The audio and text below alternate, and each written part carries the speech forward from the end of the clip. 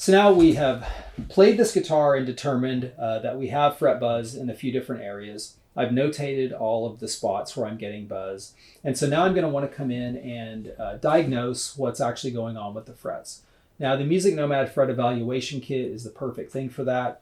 It has a fret rocker, which I really like. This is a non-traditional shaped fret rocker. It's more rectangular than many on the market, which keeps the weight centered between your fingers. It's also a string action gauge, which is great because, you know, when you're doing your fretwork, you might want to check your setup during the process. So you've got that tool there as well. It has a couple of different rulers and it's nice and thick. It's really a great tool to use. I'll also be using the MusicNomad fret gauge today, which has 3 different feeler gauges. One is to measure the amount of rock that you have for unevenness of frets. The second is to measure fret seating, so you can see if the frets are pressed down to the fretboard properly. The third is to measure kind of a minimum fret height that we recommend for fret leveling. There's also a gauge at the end to help you determine the fret width so that you can know which side of your S file to use when you're crowning the frets when you get to that point. So now I'll refer to my notes and look at where my fret buzzing was, and I'll use my fret rocker to determine if I have high frets in those locations. So the first fret that has a pronounced buzz, or when I play on, is the 2nd fret. So I'm going to come in here and measure my 3rd fret. When you play a note and that note buzzes, the fret that you're playing is not the high fret, it's the next one up. So to check my 3rd fret, for being out of level, I'm going to use the side of the fret rocker that lays across 3 frets. Typically, you're only going to want to lay the fret rocker on 3 frets. If you start spanning more than that, it skews your readings. So I'm going to take my side here that lays across 3, and I'm going to see that my 3rd fret is definitely high in the center, kind of mainly centered on the G string, the D string, and a little bit on the A string, which is exactly where I saw my buzz. So now I will take my fret gauge and I'll pull out my 1.5 thousandths feeler gauge, and I'm just going to check to verify that this is indeed out of tolerance. I believe it is because it's buzzing, so that's definitely an indicator, but I'm going to check my tolerance by rocking the gauge one direction on the 3rd fret, and then I'll check on the 4th fret with my fret level gauge, and I can see that my gauge goes between the 4th fret and the bottom of the fret rocker. So that tells me that the amount of rock that I have is beyond 1.5 thousandths. Now you're wondering, I'm sure, why 1.5 thousandths? Well, what we have found is that whenever a guitar has properly leveled frets, you have about 1 thou to 1.5 thou tolerance in the fret level before you start getting buzzing at average string actions. So if you find that you check all your frets and you have one that has a tiny bit of rock, if you can't get your fret gauge through the gap and the guitar does not have buzz at that fret, then you know that your fretwork is within tolerance and you don't need to level a fret that has just the tiniest bit of rock. Now that I've determined that the 3rd fret is high and it is out of tolerance, I'm going to go ahead and check to make sure that the fret is seated.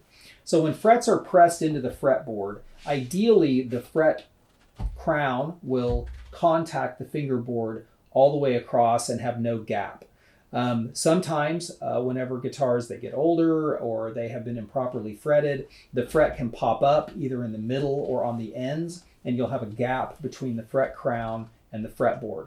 So using our fret gauge, we're going to take the 4 thousandths inch thick feeler gauge, and I'm going to come in here and just move the strings out of the way, and I'm just going to take my gauge and push it up against the edge of the fret and see if it goes underneath the fret crown.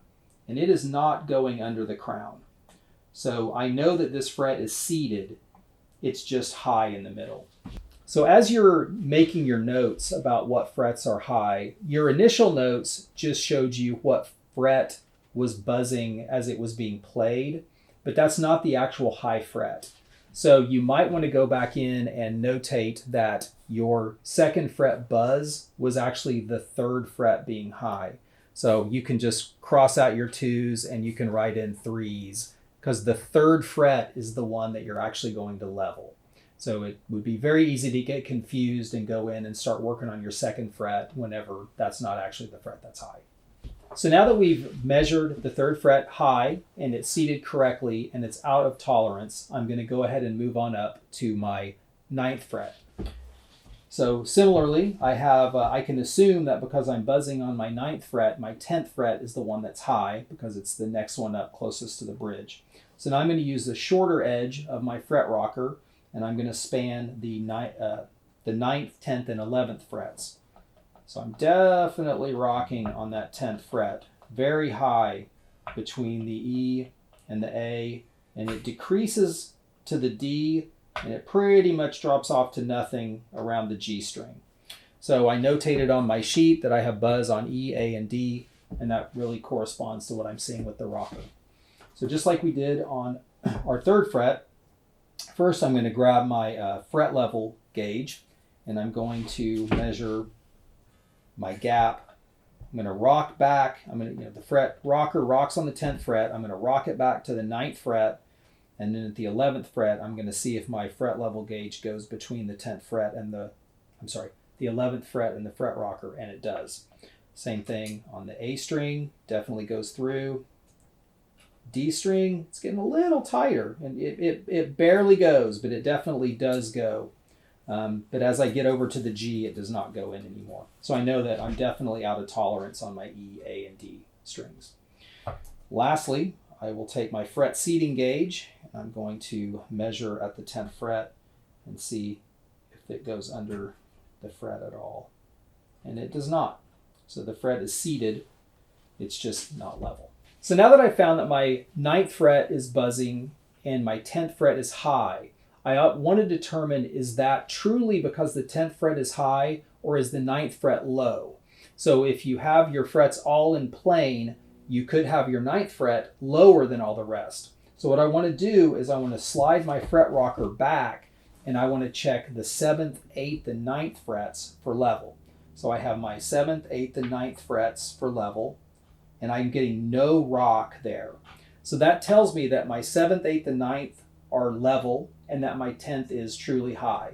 If the 9th was low, I would be rocking on the 8th fret as well as the 10th fret, showing that the 9th fret is out of plane with the others. So now I'll move up to my 14th fret, and I'm going to measure my 15th fret to see if it's high.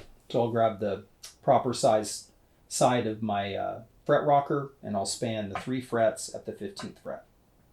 So I'm getting no rocking on the E string, just a tiny bit on the A.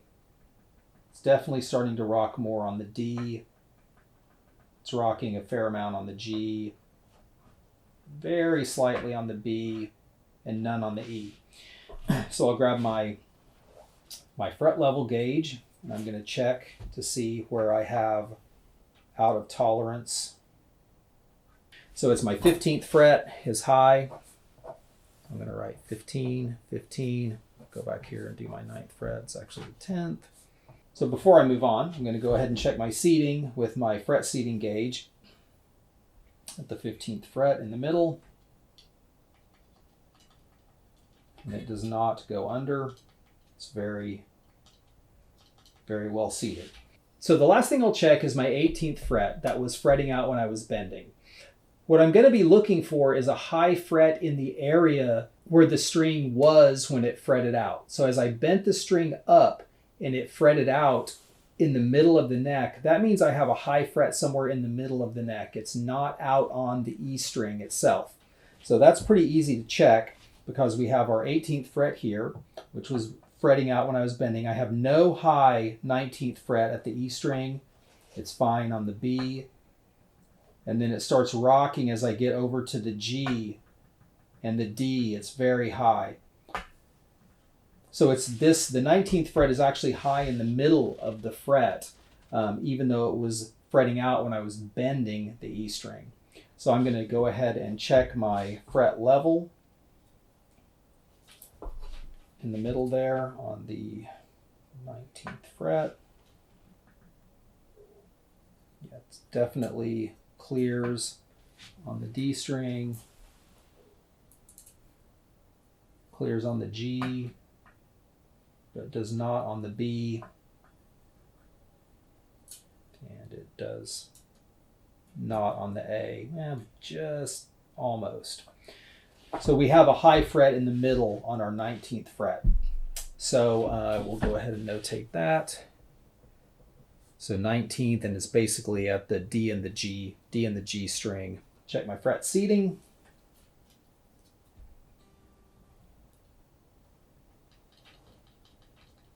And once again, the fret is well seated.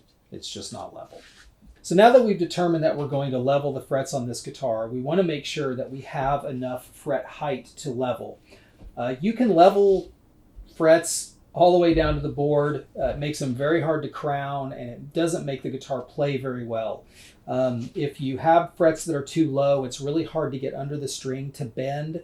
The string just rolls out from under your finger, and also the crown, any type of crowning file is going to have a really hard time rounding them over. The lowest height that we would recommend crowning to is 24 thousandths of an inch, which is a fairly low fret, but you can get there and it will play. So the first thing that we're going to do before the leveling process is measure to see if we have enough fret height to actually crown. So what I'll do is I'll take my fret rocker and place it across the frets, and then I will use my fret height gauge that's in the fret gauge kit to put between my fingerboard and the fret rocker. Now I'm not putting it between the fret and the rocker, it's between the board and the rocker because I'm measuring the height. And this has a lot of gap between the fret height gauge and the fret rocker. So I know I've got well beyond 24 thousandths of an inch of fret.